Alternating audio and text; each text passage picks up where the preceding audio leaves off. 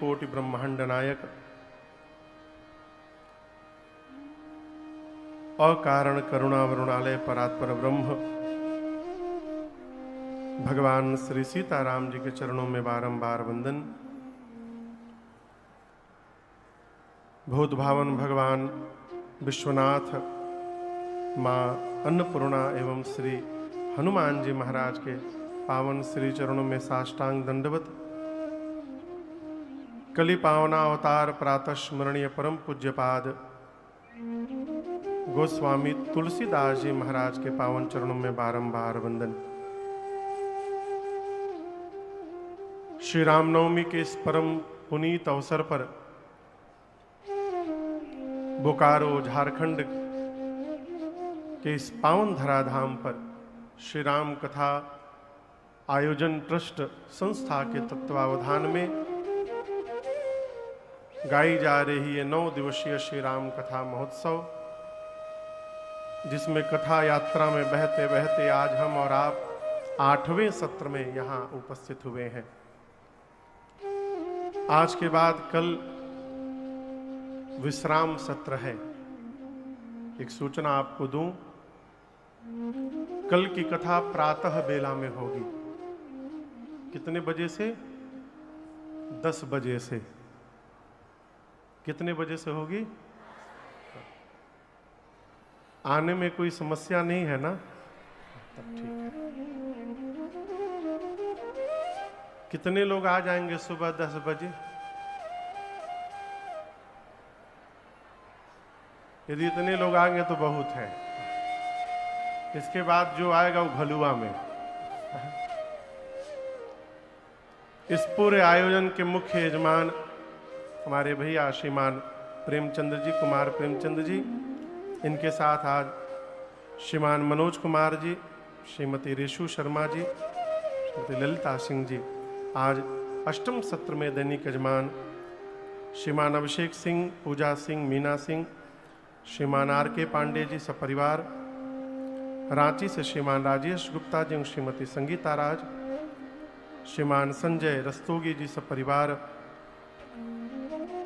हमारे आपके मध्य आज विशेष अतिथि के रूप में झारखंड सरकार में पर्यटन एवं खेल कूद विभाग के सचिव परम आदरणीय श्रीमान मनोज कुमार जी उपस्थित हैं।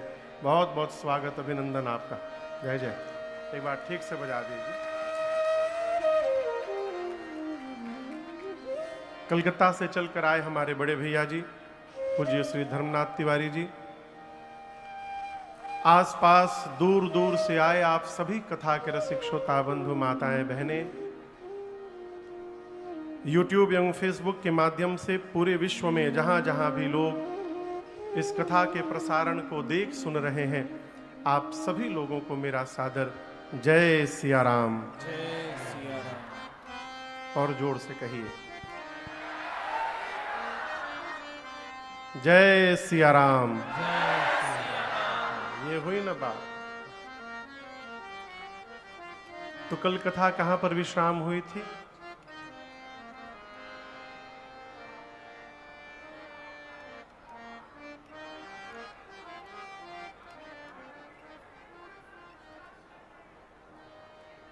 आपको याद है? आप तो कल थे नहीं कथा में।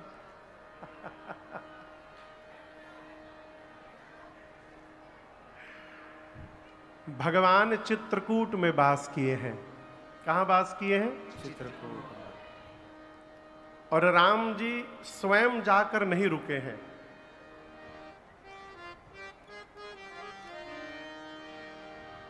राम जी ने वाल्मीकि ऋषि से पूछा, अब जहां राउर आयसु राम जी ने किससे पूछा?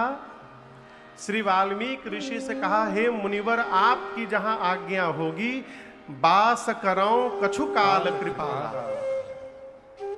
मैं कुछ दिन वहां पर जाकर निवास करना चाहता हूं, वास करना चाहता हूं, मैं कहां रहूं? राम जी ने क्यों पूछा? राम जी जानते हैं कि उनको चित्रकूट में ही रुकना है। तो राम जी ने वाल्मीकि जी से पूछा क्यों? इसलिए पूछा कि ये पूछ पूछ कर व्यवहार करना ये राम जी का संस्कार है। और ये संस्कार समझिएगा, संस्कार बड़े होने के बाद नहीं बनता, संस्कार बचपन से बनता है। भगवान अयोध्या में थे तो उनका संस्कार था आयसु मांग करहि पुर काजा। कोई भी कार्य करना होता था तो राम जी पूज्य पिताश्री चक्रवर्ती जी से, महाराज से पूछ पूछ कर व्यवहार करते थे।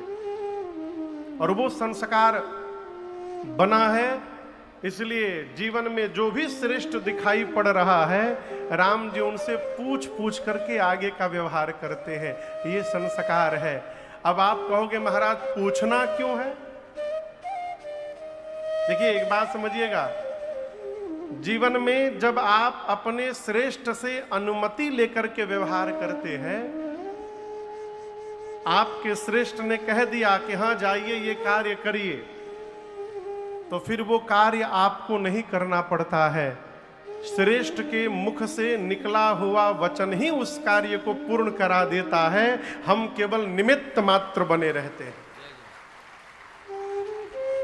आप समझ रहे हैं बात को? हनुमान जी महाराज सीता जी का पता लगाने गए नहीं हैं। श्री हनुमान जी महाराज मैया का पता लगाने के लिए भेजे गए हैं। 10 कपियों ने प्रणाम किया था राम जी को। कितने? मुख्य मुख्य सेनापति जो 10 थे, जामवंत जी, गवगवाक्ष, द्विविदमयंद, सठ निसठ, नल नील, अंगद, हनुमान जी, इस प्रकार सारे लोग प्रणाम किए राम जी को। राम जी विदा करते गए, लेकिन सबसे अंत में जब श्री हनुमान जी महाराज ने प्रणाम किया तो राम जी ने आशीर्वाद देकर विदा नहीं किया। जानि काज प्रभु निकट बुलावा। सभी लोगों को राम जी भेजते गए। जब हनुमान जी ने प्रणाम किया तो राम जी बोले इधर आइए। हनुमान जी गए, प्रणाम किए। भगवान ने सिर पे हाथ रखा, अपनी संध्या वाली सोने की अंगूठी निकाली और राम जी ने कहा जाइए, बहु प्रकार अनेक प्रकार से सीता ही समुझाए हो। सीता जी को समझाइएगा। कही बल बिरह, मेरा बल विरह का बल बताकर बेग तुम आए हो, शीघ्र वापस चले आइएगा। समझ रहे हैं ना? राम जी ने हनुमान जी को जाने के लिए कह दिया, राम जी ने श्री हनुमान जी को आने के लिए कह दिया। इसका अर्थ अब हनुमान जी को नहीं जाना है, भगवान का वचन ही हनुमान जी को लेकर के जाएगा और वचन ही लेकर के आएगा। इसलिए ये संस्कार है। भगवान ने वाल्मीकि ऋषि से पूछा हम कहाँ रहें? वाल्मीकि ऋषि ने कहा प्रभु चित्रकूट गिरि करहु निवासु। आप प्रभु चित्रकूट में जाकर के वास करिए। भगवान चित्रकूट में आए। कोल की रात सब राम जी के पास आए हैं। हम तो कभी कभी सोचते हैं कि कितने भाग्यशाली होंगे वो वन में रहने वाले कोल भील, जिन्होंने राम जी का दर्शन प्राप्त कर लिया बिना कोई साधन किए। भगवान ने सबको दुलार किया है। गोस्वामी जी कहते हैं सुमंत जी वापस अयोध्या पहुंचे हैं और जब श्री दशरथ जी महाराज को यह पता चला कि राम नहीं आए, महाराज दशरथ के शरीर का प्राण उनके कंठ में जाके फंस गया। मां कौशल्या ने पांव पकड़ लिया, कहा नाथ इस प्रकार अधीर न होइए, यदि आप धैर्य धारण करके रहेंगे तो मैं कहती हूं 14 वर्ष बाद पुनः राम के श्रीमुख का दर्शन प्राप्त हो जाएगा। महाराज ने कहा कौशल्या आज धैर्य नहीं, आज उस अंधे माता पिता के श्राप की सुधि आ रही है। कौन अंधे माता पिता? यहां दशरथ जी ने उल्लेख किया है, तापस अंध श्राप सुधि आई। कहते हैं वो श्राप मुझे स्मरण में आ रहा है उन्होंने कहा था कि जिस प्रकार पुत्र के वियोग में हम मर रहे हैं, एक दिन पुत्र के वियोग में दशरथ तुमको भी मरना पड़ेगा। और महाराज कहते हैं, हे राम, आपको देखे बिना मैंने बहुत जी लिया। हे लक्ष्मण, हे वैदेही, आपको देखे बिना मैंने बहुत जी लिया। आपको गए 6 रात आज हो गए और मेरा प्राण नहीं गया अब तक। और मानो महाराज प्रायश्चित करने लगे कि 6 रात्रि बीत गए और मेरा प्राण नहीं निकला। अब इससे बड़ा कौन सा कष्ट आएगा कि ये प्राण निकलेगा, शरीर का त्याग करेगा।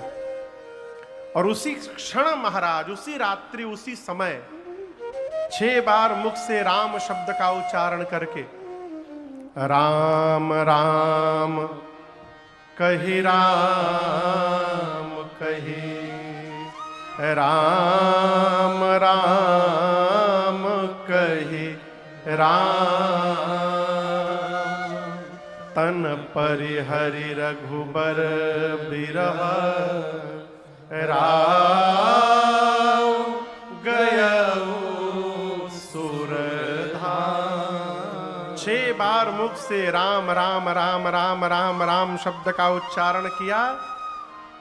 और गोस्वामी जी तो कहते हैं, जिस प्रकार कोई तिनके का त्याग करे, तिनका समझ रहे हैं ना, यदि हाथ पर तिनका गिर जाए, कहीं से उड़ के आ जाए, तो कोई भी ये नहीं सोचेगा कि इसको हटाए कि रहने दे। तिनका दिखाई पड़ते तुरंत हम उसको हटाते हैं। उसी प्रकार जैसे कोई तिनके का त्याग कर दे, दशरथ जी महाराज ने अपने प्राण का त्याग कर दिया। माताएं विलाप करने लगी। गुरुदेव भगवान आए, ज्ञान उपदेश करके। उस समय बर्फ नहीं होते थे। और विडंबना देखिए, 4 पुत्र होने के बाद भी ऐसी स्थिति है कि आज अग्नि देने के लिए एक भी पुत्र घर में नहीं है। गुरुदेव ने नाव में तेल भर करके और महाराज के पार्थिव शरीर को सुरक्षित किया और खबर भिजवाई भरत भैया के पास। दूतों से कहा कि भरत जी से जो यहां घटा है ये न कहिएगा, क्योंकि यदि भरत जी सुन लिए कि पिताजी नहीं रहे और भैया बन चले गए, तो भरत जी आने लायक नहीं रहेंगे। केवल कहना कि गुरु जी ने याद किया है। दूत गए। भरत भैया, आप गोस्वामी जी कहते हैं, देखिए, कभी आप लोग सोचे हैं कि आदमी जब गुस्से में आता है तो जोर जोर से क्यों बोलता है? भैया, जब आदमी क्रोध में रहता है तो जोर जोर से क्यों बोलता है? विचार करिएगा। जब हम क्रोध में रहते हैं तो शरीर हमारा भले पास रहता है, लेकिन मन से हम बहुत दूर हो जाते हैं। और जो बहुत दूर चला जाए, उस तक अपनी आवाज पहुंचाने के लिए जोर से बोलना पड़ता है। और जब हम प्रेम में रहते हैं तो शरीर भले दूर रहे, मन हमारा पास में रहता है, फिर तो कहने की भी आवश्यकता नहीं पड़ती। इधर हम सोचते हैं और उधर सामने वाले को पता चल जाता है। ये प्रेम की अवस्था है। गोस्वामी जी कहते हैं, जिस रात्रि मंथरा ने मां कैकेयी के मति को भ्रमित किया, उसी रात्रि से भरत जी को ननिहाल में बुरे बुरे स्वप्न आने लगे। देखा ही रात भयानक सपना। रात को स्वप्न देखते हैं, प्रातः काल जगकर भरत जी नाना प्रकार से कल्पना करते हैं, हे प्रभु मेरे घर में सब कुशल है ना। देखिए, हम जिसको प्रेम करते हैं उसके प्रति सदैव संशय बना रहता है। उदाहरण देता हूं, यदि घर के मालिक रात को 8 बजे नौकरी से, ऑफिस से डेली आते हो, रोज रात को 8 बजे, किसी दिन कारणवश यदि 8:30 बज जाए, 9 बज जाए, उनका फोन न लगे, तो जो मतवा घर में रहती है ना, वो बेचैन हो जाती है। क्या हुआ हो, आज इतना विलंब क्यों हो गया? अब तक नहीं आए, सब कुशल होगा ना? अब मन नाना प्रकार की कल्पना करने लगता है, कहीं कोई घटना तो नहीं घट गई, कहीं कुछ हो तो नहीं गया।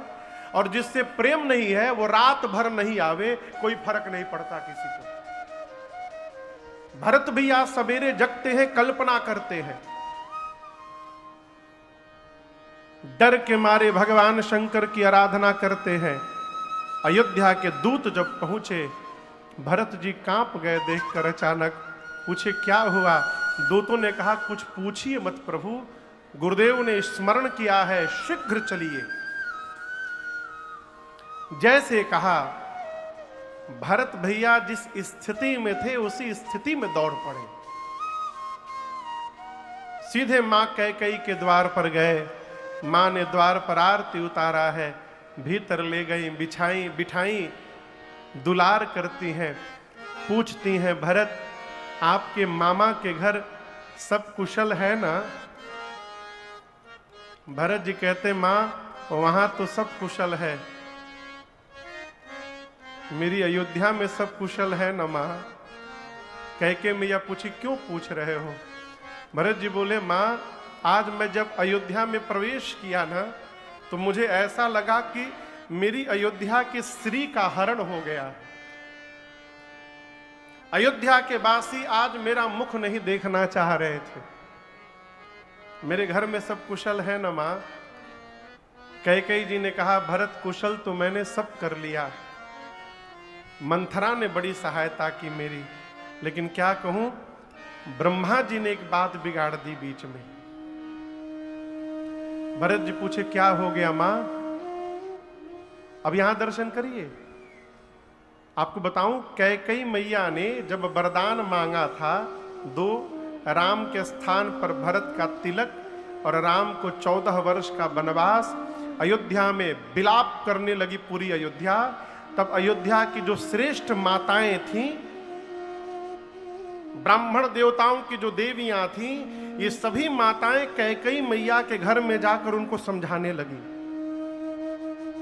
कहने लगी कैकेयी आप चाहती हो भरत राजा बन जाए, किसी को आपत्ति नहीं है, पूरी अयोध्या को आपत्ति नहीं है कि भरत राजा बन जाए। आपत्ति तो केवल एक है कि बर दूसर असमंजस मांगा। आपने जो दूसरा वर मांग लिया है ना राम के लिए वनवास, हम उसमें एक सुधार की बात कहने आए हैं। आप यही चाहती हो कि राम अयोध्या से बाहर रहें, ठीक है। आप ये न कहिए कि राम वन में चले जाएं, आप ये मांग लीजिए कि राम 14 साल गुरु जी के आश्रम पे जाके रह जाए। हम ये भी स्वीकार कर लेंगे कि राम 14 वर्ष गुरु आश्रम में रह लेंगे, लेकिन राम वन में भेजने लायक नहीं है। कैकेयी मैं कहती हूं तुम विचार करके देखो, राम यदि बन जाएंगे तो क्या सीता घर में रहेंगी? राम यदि बन चले गए तो क्या लक्ष्मण घर में रहेंगे? ये माताएं पहले बता चुकी हैं।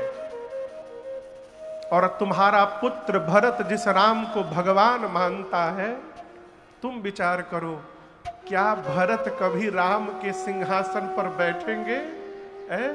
और यदि राम, सीता और लक्ष्मण वन में चले गए तो तुम्हारे प्राणपति महाराज क्या जीवित बचेंगे? कैकेयी ये सब घटित होगा। राम के साथ लक्ष्मण भी जाएंगे, सीता भी जाएंगी, तुम्हारा भरत भी राजा नहीं बन पाएगा और तुम्हारे मांग का सिंदूर भी समाप्त होगा। लेकिन आपको कल बताया था, मां जानती है कि मेरा राम जब तक बन नहीं जाएगा तब तक केवल राम रहेगा। यदि मेरा राम बन चला गया तो राम नहीं रहेगा, फिर मर्यादा पुरुषोत्तम राम बन जाएगा। इसलिए राम को वन भेजना है। और राम को, राम से मर्यादा पुरुषोत्तम राम बनाने के लिए यदि कैकेयी को कलंक के पहाड़ के नीचे दबना पड़े तो मैं उसके लिए भी तैयार हूं। ये मां ने जो कुछ भी किया जानबूझकर किया।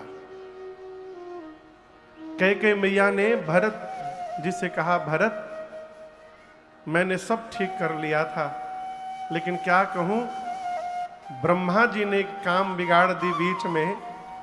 भरत जी पूछे क्या हुआ मां? मां कैकेयी कांपती हुई बोली, भरत अब आपके पिताजी नहीं रहे। गोस्वामी जी कहते हैं भरत भैया सुने, हाँ तात तात तात हाँ तात पुकारी।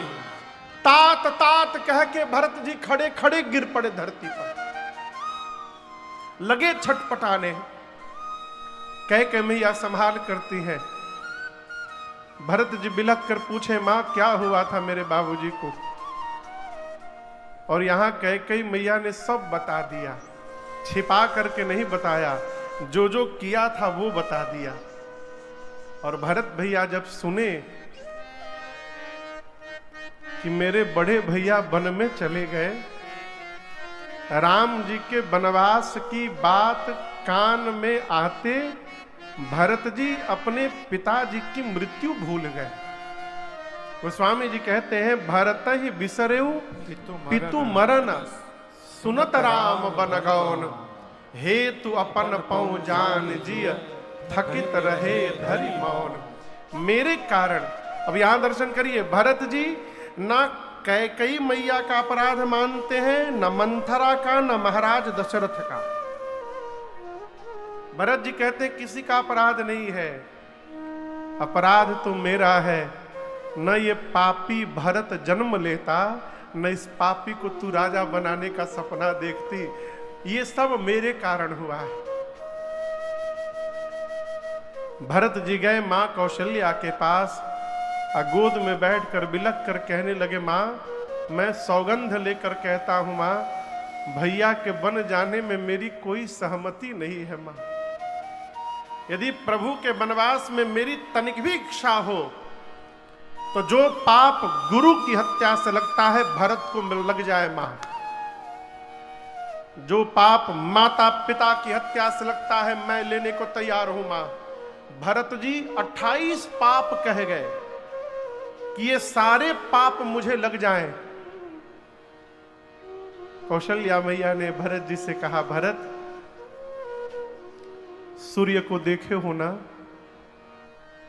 सूर्य के आने से अंधकार समाप्त हो जाता है, परंतु भरत ये संभव है कि किसी दिन अंधकार ही सूर्य को समाप्त कर दे। ये संभव हो सकता है।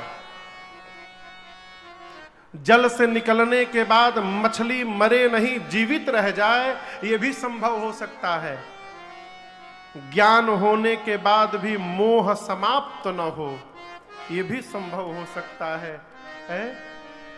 लेकिन मेरा भरत अपने भैया राम के विरुद्ध जाकर कोई व्यवहार करेंगे, ये किसी युग में संभव नहीं है। भरत ऐसा कदापि नहीं हो सकता है। रात भर भरत जी मां की गोद में बैठे रहे। प्रातः काल हुआ, गुरुदेव भगवान आए, चंदन की लकड़ी की चिता सजाई गई सरजू मैया के तट पर, और गुरु आज्ञा प्राप्त करके भरत भैया ने पिताजी को मुखाग्नि दी है। श्राद्ध कर्म हुआ। कितने दिन में श्राद्ध कर्म होता है? कहिए 13 दिन में, कहीं 12 दिन में, कहीं 16 दिन में। आपसे एक बात कहूं, श्राद्ध कर्म बड़ी श्रद्धा से करना चाहिए। श्रद्धा शब्द से ही श्राद्ध शब्द की उत्पत्ति हुई है। श्राद्ध कर्म यह बताता है कि जाने वाले के प्रति हमारी कितनी श्रद्धा थी। लेकिन इससे एक आगे की मैं बात कहूंगा, मरने के बाद श्रद्धा बाद में दिखाई जाए। जब तक श्रेष्ठ जीवित है, जितनी श्रद्धा दिखानी है दिखा ली जाए, बाद में कितनों भी दिखाते रहे उसका कोई अर्थ मतलब होने वाला नहीं। कई लोग बाबूजी जीवित रहते हैं तो एक गिलास पानी भी नहीं देते, मरने के बाद दान पे दान करते हैं। दान का क्या मतलब है? आप बताओ क्या मतलब है? माता पिता जीवित हैं, इसलिए जितना करना है उनके लिए कर जाइए। आजकल की सबसे बड़ी समस्या, घर में कोई घटना घट जाती, बच्चे कहते हैं ऑफिस से छुट्टी नहीं मिल पा रही है, लास्ट दिन हम आएंगे। आपको तो एक घटना बताऊं, आप आश्चर्यचकित हो जाएंगे। 2 साल पहले लखनऊ में एक आर्मी से रिटायर्ड अधिकारी, मनोज जी, आर्मी से रिटायर्ड बहुत बड़े अधिकारी लखनऊ में रहते थे। उनके 2 बेटे दोनों अमेरिका में। यहां पति पत्नी घर में केवल बुजुर्ग थे, रहते थे। कोरोना के कारण बच्चे 3 साल से घर नहीं आए थे भारत। मां बेचारी रटती थी, आ जाओ आ जाओ, छुट्टी नहीं है मां आएंगे, छुट्टी नहीं है मां आएंगे। और रटते रटते माई चली गई। मां जब मर गई तो पिता ने फोन किया कि वो तो तुम दोनों को नहीं देख पाई, कम से कम तुम दोनों आकर उसको एक बार देख लो। 2 दिन बाद शिव भैया छोटका बेटा आया। 2 दिन पिता पार्थिव शरीर को रखा रहा बर्फ में, बेटे आ रहे हैं। 2 दिन बाद छोटा बेटा आया, दरवाजा खोलकर घुसा, पिताजी थे सामने। पिताजी बोले भैया, तो छोटा बेटा बोला पिताजी काम का बहुत प्रेशर है भैया पर। भैया ने कहा है कि मां मरी है, तुम चले जाओ, जब पिताजी मरेंगे तो मैं चला जाऊंगा।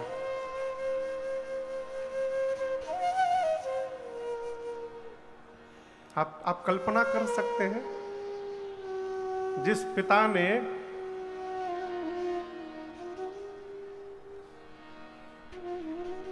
क्या बीती होगी उस पिता के ऊपर, आप कल्पना करिए। पिता तो वो निस्तब्ध हो गए, स्तब्ध, कुछ नहीं बोले। 5 मिनट बैठे रहे, उठकर चुपचाप कमरे में गए, दरवाजा बंद किए और 10 मिनट बाद गोली चलने की आवाज आई। अपने को मार लिए गोली, पत्र लिख करके गोली मारे। उसमें लिखा था कि तुम बहुत कष्ट करके आए हो, मैं नहीं चाहता हूं ये कष्ट तुम्हारे भैया को भी करना पड़े। तुम आ ही गए हो, तब एक ही बार माता पिता दोनों का श्राद्ध तेरा ही करके चले जाओ। इस प्रकार के व्यक्ति को मनुष्य कहना भी पाप है। ये मनुष्य नहीं है, ये तो पशु से भी गए गुजरे हैं। देखिए, राम जी कहते हैं जो पुत्र अपने माता पिता को संतुष्ट नहीं कर पाया, वो पुत्र कहलाने का अधिकारी ही नहीं है। ये राम जी के श्रीमुख वचन है। इसलिए भगवान को बाद में प्रसन्न करिए। घर में जो बोलने वाले भगवान बैठे हैं ना माई बाप, उनको पहले प्रसन्न करिए। घर वाले भगवान प्रसन्न हो गए तो मंदिर वाले भगवान अपने आप प्रसन्न हो जाएंगे, करना नहीं पड़ेगा।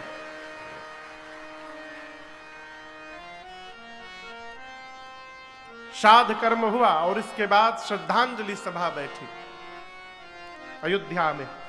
पूरा परिवार समाज उपस्थित है। गुरुदेव ने भरत जी को अपने बगल में बिठाया और कहा, भरत जी, ब्रह्मा जी ने मनुष्य को बनाकर धरती पर भेजा है, परंतु 6 वस्तुओं पर मनुष्य का अधिकार नहीं है। ये 6 वस्तु हैं क्या? हानि लाभ, जीवन मरण, जश अपजश विधि। कि कब हानि होगी, कब लाभ होगा, ये विधाता के हाथ में। कब जन्म लेंगे, कब मरेंगे, ये विधाता के हाथ में।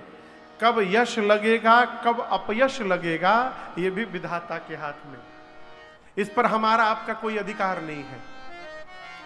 गुरुदेव खूब समझाए, कहे भरत, हम एक बात कहें, आपके पिता जैसा पिता न आज तक कभी सृष्टि में हुआ है।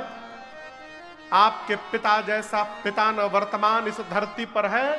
और भरत जी, आपके पिता जैसा पिता अब भविष्य में होने वाला भी नहीं है। भयऊ न अहई न अब होनिहारा, भूप भरत जस पिता तुम्हारा। हम आपके पिता के बारे में क्या क्या कहे भरत जी? क्या प्रशंसा करे।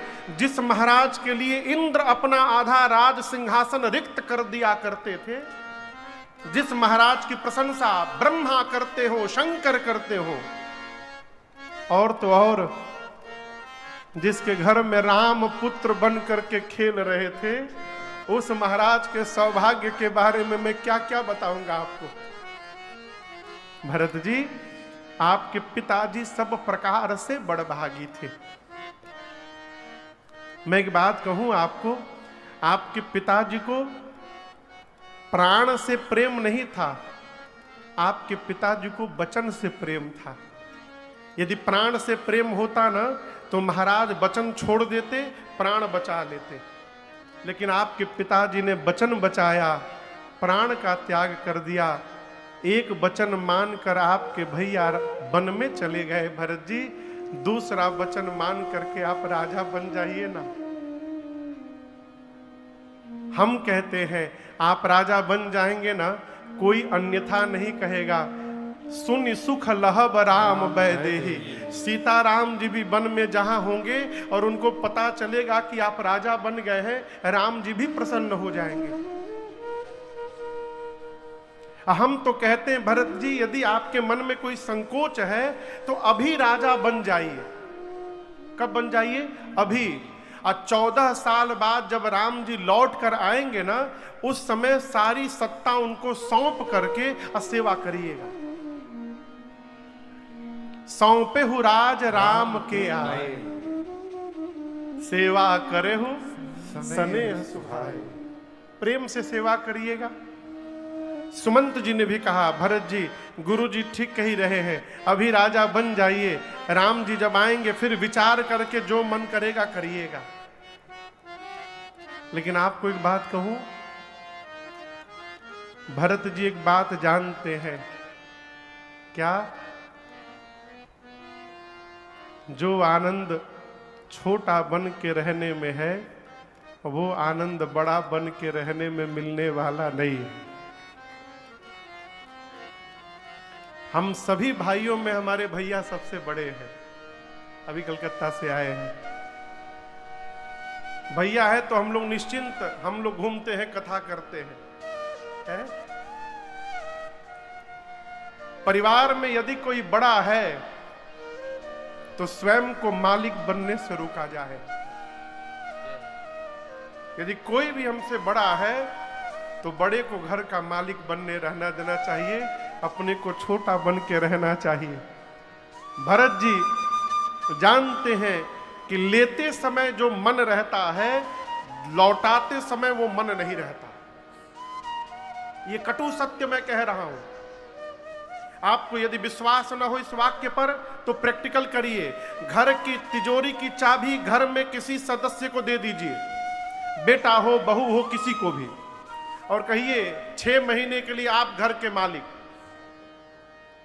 6 महीने बाद चाबी जब मांगिएगा ना तो चेहरा देखिएगा। चाबी लेते समय जो चेहरा रहता है, लौटाते समय वो चेहरा नहीं मिलेगा, बदल जाता है। सिद्धांत कहता है प्राप्त करते समय जो मन रहता है, वापस करते समय मन नहीं रहता। भरत जी को डर है लौटाते समय कहीं मेरा मन बदल गया तो ऐसा काम ही क्यों किया जाए कि मन के बदलने का भय बना रहेगा। कौशल्या मैया ने भी कहा, भरत जी गुरुजी उचित कह रहे हैं। सबकी बात सुनकर सभा में अब भरत जी खड़े हुए, हाथ जोड़कर कहते हैं कि आप सभी लोगों ने मेरे हित की बात कही है, लेकिन मैं एक बात कहना चाहता हूं गुरुदेव।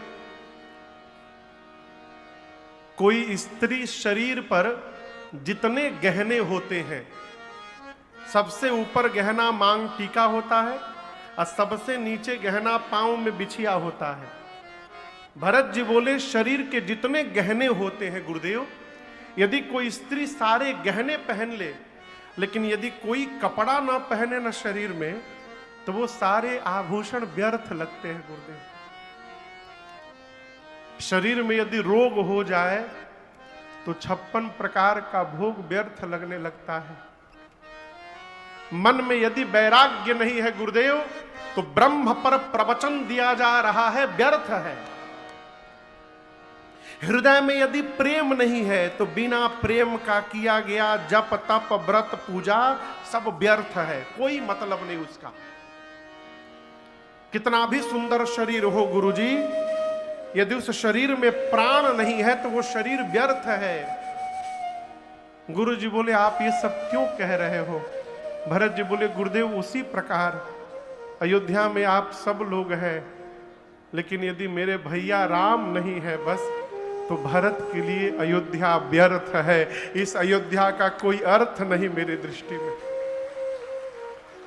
बादी मोर सब बिनु रघुराई, बिना रघुनाथ के मेरे लिए सब व्यर्थ है। आप इस बात की कल्पना कर पा रहे हैं कि मैं कितना बड़ा पापी हूं? भरत जी कहते हैं, बोले गुरुदेव अभी मैं राजा नहीं बना, केवल मेरे नाम की प्रस्तावना रखी गई है कि भरत राजा बनेंगे, बस मेरे नाम को कहा गया कि भरत राजा बनेंगे। सोचिए मैं कितना बड़ा पापी हूं, मेरे नाम के आगे आने से मेरे पिताजी मर गए, मेरे भैया वन में चले गए।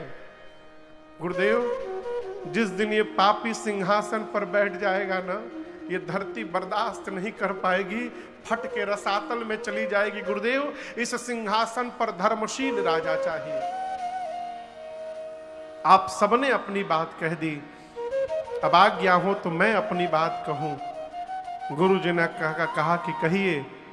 भरत जी कहते हैं, आपन दारुण दीनता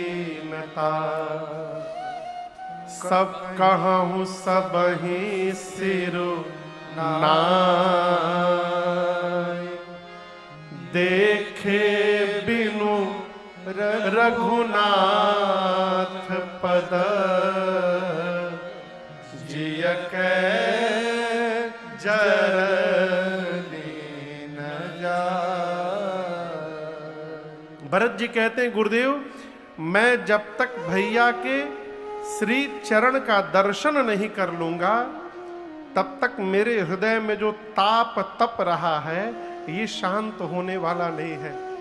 और गुरुदेव मैं आपसे अनुमति नहीं मांग रहा हूं, मैं आपको बता रहा हूं क्या कि कल प्रातः काल होते मैं भैया के पास जा रहा हूं, मैं जा रहा हूं, ये निश्चित है। आप में से यदि किसी को भी मेरे साथ चलना है उसका स्वागत है, यदि कोई नहीं जाएगा तो मैं जाऊंगा। क्यों जाऊंगा? क्योंकि मुझे विश्वास है। गुरु जी पूछे क्या विश्वास है? भरत जी बोले यद्यपि मैं अनभल अपराधी, भय मोहि कारण सकल उपाधि। यद्यपि मैं अपराधी हूं गुरुदेव, मेरे कारण मेरे घर में सब उत्पात हुआ है, लेकिन एक बात कहें गुरुजी, मुझे विश्वास है। गुरुजी पूछे कैसा विश्वास है? भरत जी बोले मैं वन में जैसे भैया के सामने पहुंचूंगा ना, और जैसे भैया मुझे देखेंगे मेरे सभी अपराध को क्षमा करके वो दौड़कर मुझे अपने हृदय से लगा लेंगे, ये मेरा उन पर विश्वास है। वो मेरा त्याग नहीं करेंगे गुरुजी। आपन जानी न त्यागी है मोहि रघुबीर भरोसा, ये मेरा उन पर भरोसा। जैसे भरत जी ने कहा कि मैं प्रातः काल वन में जा रहा हूं, पूरी अयोध्या की प्रजा जय जयकार करने लगी।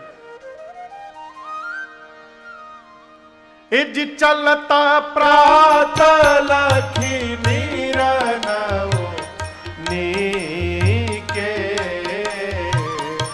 चलत प्रात लखी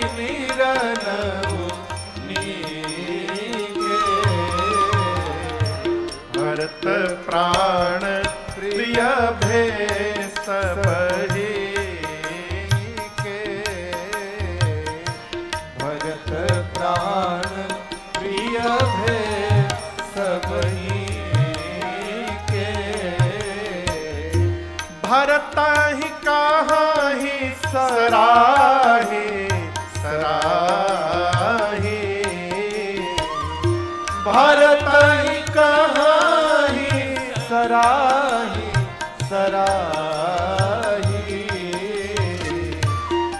राम प्रेम मूर्ति जनु आही, राम प्रेम मूर्ति जनु आही, राम प्रेम मूर्ति जनु आही। प्यारे जगत आवागमन लगा दुनिया में, जगत हरे चोरेंट रे प्यारे, जगत हरे चोरेंट रे प्यारे, जगत हरे चोरेंट। सावधान, अंत समय में उड़ जाएंगे, अंत समय में उड़ जाएंगे तेरे तंबू टेंट जगत में, कोई न परमानेंट जगत में, कोई न परमानेंट। अंत समय में उड़ जाएंगे, अंत समय में उड़ जाएंगे तेरे तंबू टेंट जगत में, कोई न परमानेंट जगत में, कोई न परमानेंट।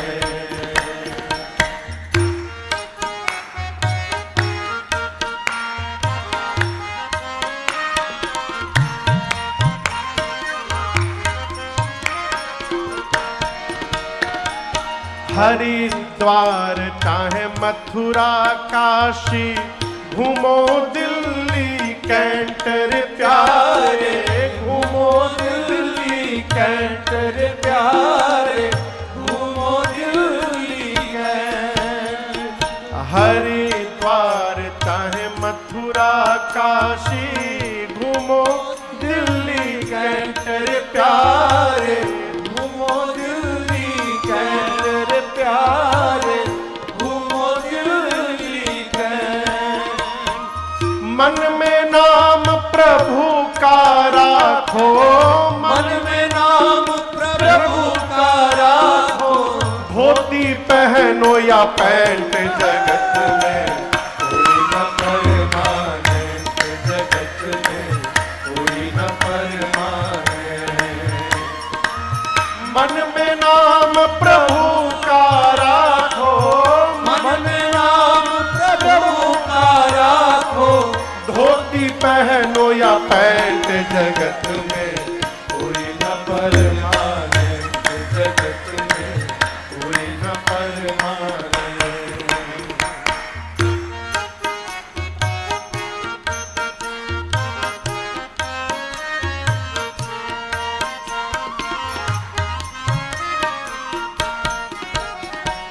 राष्ट्रपति या जरनल करनल, चाहे हो लेफ्टिनेंट रे प्यारे, चाहे हो लेफ्टिनेंट रे प्यारे, चाहे हो लेफ्टिनेंट। राष्ट्रपति या जरनल करनल, चाहे हो लेफ्टिनेंट रे प्यारे, चाहे हो लेफ्टिनेंट रे प्यारे, चाहे हो लेफ्टिनेंट। याद रखिएगा, काल सभी को खा जाएगा, काल सभी को खा जाएगा, लेडीज हो या जेंट्स जगत में, कोई न परमानेंट जगत में, कोई न परमानेंट। काल सभी को खा जाएगा, काल सभी को खा जाएगा, लेडीज हो या जेंट्स जगत में, कोई न परमानेंट जगत में, कोई न परमानेंट।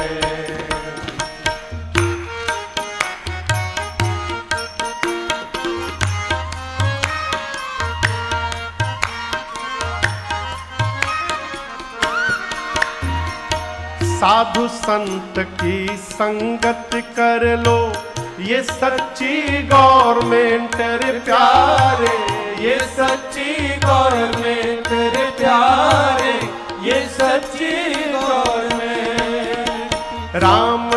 राधा की संगत कर लो, ये सच्ची गवर्नमेंट तेरे प्यारे, ये सच्ची गवर्नमेंट तेरे प्यारे, ये सच्ची गवर्नमेंट। लाल सिंह कहे इस दफ्तर में, लाल सिंह कहे इस दफ्तर में, मत होना एब्सेंट जगत में। कोई न परमानेंट जगत में, कोई न परमानेंट। तेल चमेली चंदन साबुन, फिर चमेली चंदन साबुन, चाहे लगा लो सेंट जगत में। कोई न परमानेंट जगत में, कोई न परमानेंट जगत में, कोई न परमानेंट जगत में, कोई न परमानेंट।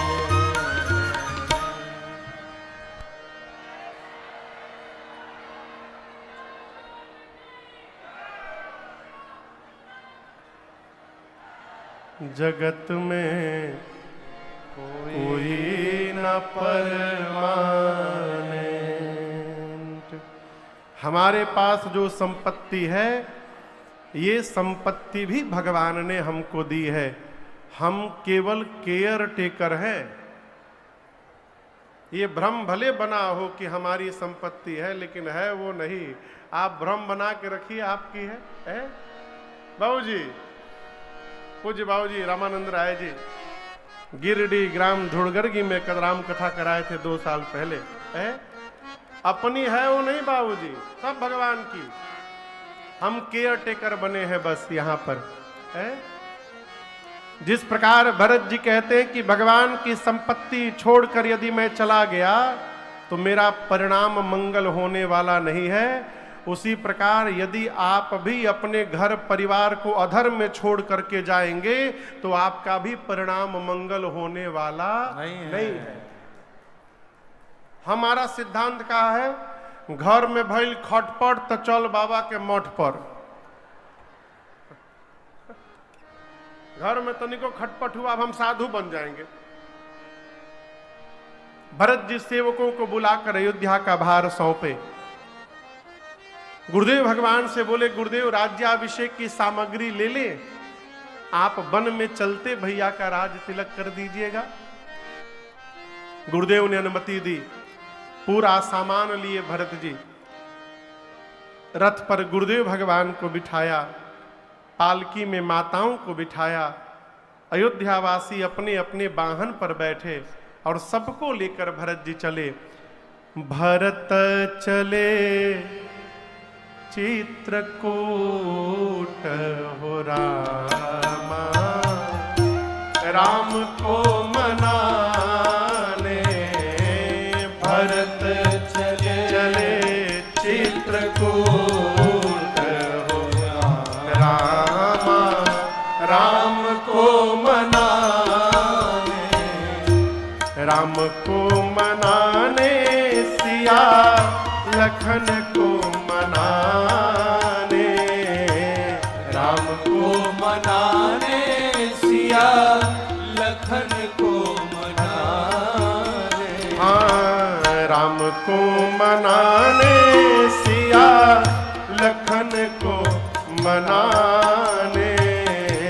राम को मनाने, सिया लखन को मनाने। भैया भरत चले चित्रकूट हो रामा, राम को मनाने।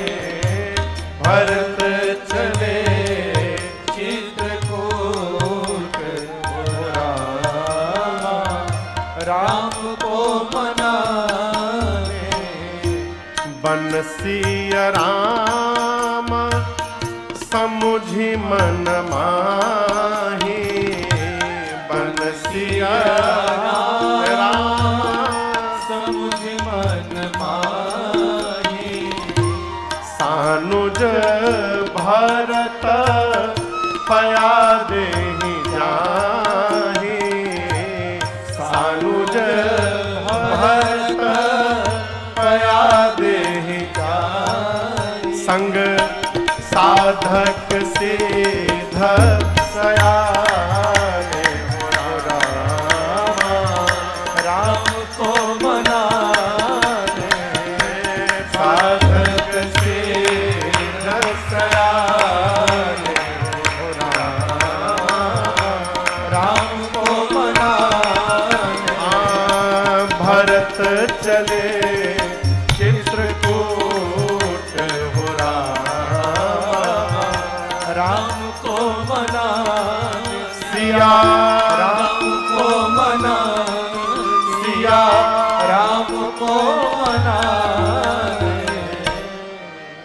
भरत जी पूरे समाज को लेकर चले। श्रृंगवेरपुर तक तो भरत जी रथ पर बैठ कर गए, परंतु श्रृंगवेरपुर में गंगा जी को पार करने के बाद भरत जी पैदल पैदल चलने लगे।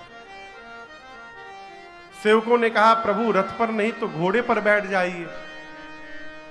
भरत जी कहते देखो मेरे भैया भी सुमंत जी के साथ अयोध्या से लेकर श्रृंगवेरपुर तक रथ पर बैठकर आए थे, इसलिए मैं बैठ गया मां के कहने पर, परंतु गंगा पार करने के बाद मेरे भैया यहां से पैदल पैदल गए होंगे, और यदि भैया पैदल गए हैं तो मेरे लिए उचित ये है कि सिर भरी जाऊं उचित अस मोरा, सब ते सेवक धर्म कठोरा। भरत जी कहते हैं मैं पांव पे चल रहा हूं तो ये भी अपने स्वामी की बराबरी कर रहा हूं। देखिए कभी भी सदगुरु के घर जाना चाहिए, द्वार जाना चाहिए, तो मर्यादा कहती है कि द्वार से कम 100 मीटर दूर गाड़ी से उतर जाना चाहिए। ये मर्यादा है। अपने से श्रेष्ठ के दरवाजे जाइए तो कम से कम 100 मीटर दूर गाड़ी खड़ी करिए और वहां से पैदल चलकर जाइए, यदि हाथ पांव ठीक है तो। कई लोग इस प्रकार आंधी तूफान नियर आवत है, आकर जोर से गाड़ी ब्रेक लगाते हैं गुरु जी के दरवाजे पर, गुरु जी का दरवाजा पूरा धूल से भरी गया। ये मर्यादा नहीं है। आपको एक कथा सुनाऊं। युधिष्ठिर जी ने राजसूय यज्ञ किया। कौन सा यज्ञ? कहते हैं यज्ञ होने के बाद तनिक बूंदाबांदी होना चाहिए। यदि आपके यज्ञ के प्रारंभ में, मध्य में अथवा अंत में हल्की बूंदाबांदी हो गई, इसका अर्थ है कि देवता आपके इस सत्कर्म को स्वीकार कर लिए हैं, वो प्रसन्न हो गए।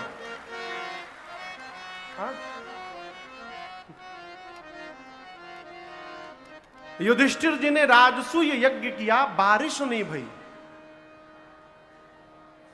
देवताओं ने स्वीकार नहीं किया यज्ञ। युधिष्ठिर परेशान हुआ, क्यों? कन्हैया से पूछे। कन्हैया बोले एक महात्मा है जिनको भोजन नहीं कराया गया है इस यज्ञ में, जिसके कारण देवता स्वीकार नहीं कर रहे हैं, जाओ उनसे निवेदन करो।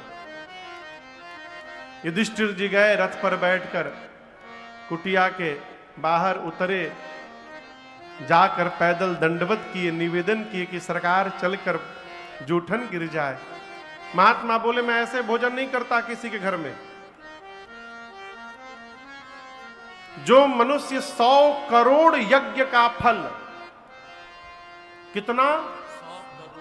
100 करोड़ यज्ञ का फल संकल्प करके मुझे देगा, मैं उसके घर में भोजन करता हूं। कितना यज्ञ? जोर से कहिए। युधिष्ठिर सोचे ये तो हमारा पहला है, ये कह रहे 100 करोड़ यज्ञ, और जब तक ये पहला भी तब पूरा होगा जब ये भोजन करेंगे। वो तो फंस गए। महात्मा ने मना कर दिया, मैं आऊंगा नहीं। वापस आए तो मां द्रौपदी ने पूछा क्या हुआ?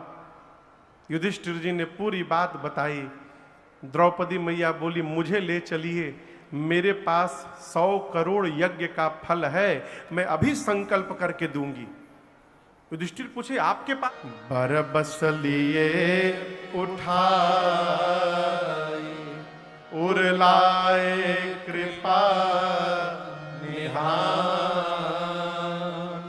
भरत राम की मिलन लखी, बिसरे सब अपार। राम जी इतने वेग से गए हैं भरत भैया के पास, भरत जी उठ नहीं रहे थे। भगवान ने बरबस उठाया, उठाकर हृदय से लगाया। और आपसे कहूं, आप में से कोई चित्रकूट गया है? चित्रकूट बस 10-12 लोग, हम गए हैं। आप लोग गए हैं चित्रकूट? जब आप कामदगिरी की परिक्रमा लगाएंगे चित्रकूट में, और परिक्रमा लगाते लगाते लगभग पश्चिम दिशा में पहुंचेंगे, तो वहां राम जी की कुटिया का स्थान आज भी है। और आपसे कहूं, जिस समय राम जी ने भरत जी को गले लगाया था ना, इस प्रेम का दर्शन करके वहां नीचे जितने पत्थर थे वो सारे पत्थर मोम की तरह पिघलने लगे। पत्थर मोम की भांति पिघल गए। अब कल्पना करिए, जिस प्रेम को देखकर पत्थर पिघल गए होंगे, वहां जो मनुष्य होंगे उनकी क्या दशा हुई होगी। गोस्वामी जी अपना कलम नीचे रख दिए। राम जी जाकर पूरे समाज को लेकर के आए, और जैसे राम जी को पता चला गुरु जी के मुख से कि पिताजी नहीं रहे, भगवान बहुत रोए। यहां मैं आपसे एक निवेदन करूं, समाज में कई ऐसे भी विद्वान लोग रहते हैं कि किसी के घर कोई घटना घट जाती है ना, तो वहां प्रवचन देने चले जाते हैं। किसी घर कोई गुजर गया तो जाकर प्रवचन देते हो, किसके लिए रो रहे हो? आत्मा तो अजर अमर है, एक दिन सबको मरना है, क्यों परेशान हो? रो मत, जो आया है वो जाएगा। राजा रंक फकीर बहुत ज्ञान देते हैं। यदि आप में से ऐसा कोई है तो आज से ही ये काम बंद करिए। किसी घर कोई घटना घट जाए तो वहां प्रवचन नहीं देना चाहिए। क्यों नहीं महाराज? क्योंकि दर्द उसी को होता है जिसका खोता है। जिसका खोता है उस एक गुरु जी थे। एक व्यक्ति का युवान बच्चा मर गया, तो गुरु जी जाकर उसके घर लगे प्रवचन देने। क्यों रोते हो, सबको जाना है, ऐसा वैसा, बहुत प्रवचन दिए। प्रवचन देकर गुरु जी आ गए। भैया 1 हफ्ता बाद गुरु जी की बकरी मर गई। कौन मर गया? बकरी मर गई। गुरु जी गला फाड़ फाड़ के रोए। 2-3 लोग थे वहां पर जो उस दिन वहां भी थे। उन लोगों ने कहा गुरुजी उनका लड़का मरा था, तो आप कह रहे थे आत्मा अजर अमर है, किसके लिए रो रहे हो?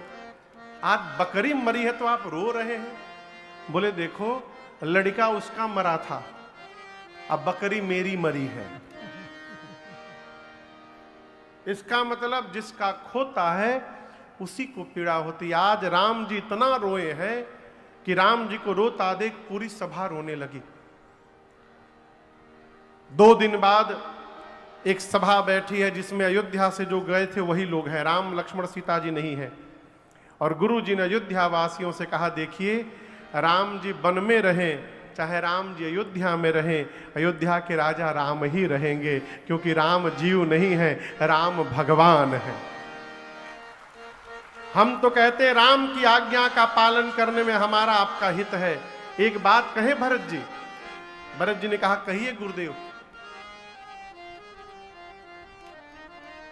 गुरु जी ने कहा भरत जी यदि आप और शत्रुघ्न वन में रहने को तैयार हो जाएं तो मैं राम लक्ष्मण सीता को लेकर वापस अयोध्या चला जाऊंगा। भरत जी बोले गुरु जी यदि मेरे वन में रहने से भैया वापस चले जाएंगे तो मैं भी एक बात कहना चाहता हूं गुरुदेव, मैं 14 साल के लिए वन में नहीं रहूंगा। गुरु जी बोले फिर?